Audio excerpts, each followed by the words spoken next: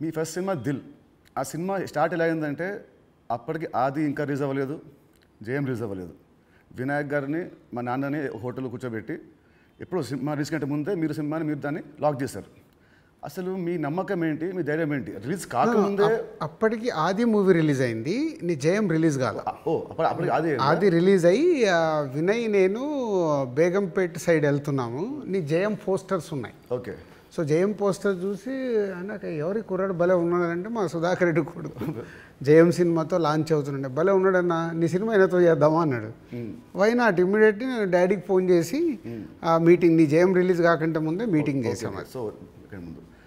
So Dil To మీ పేరు దిల్ రాజుగా అయింది. సో మీ ఫీలింగ్ ఏంటి? వినాయక్ గారు మేము మీకు ఇచ్చాం మా పేరు, లేదంటే మీ డబ్బులు పెట్టి మీరు మాకు హిట్ ఇచ్చారు కాబట్టి సొంత పేరు మీరు పెట్టుకున్నారా? అంటే జనాలు ఇచ్చారు అది. పోతే నీకు గుర్తుందో లేదో, ఆ దిల్ టైటిల్ మన దగ్గర లేకుంటే దిల్ పెడదామని నితిన్ అడిగినప్పుడు బూరుపల్లి శివరామకృష్ణ గారి దగ్గర ఆ టైటిల్ ఉంది.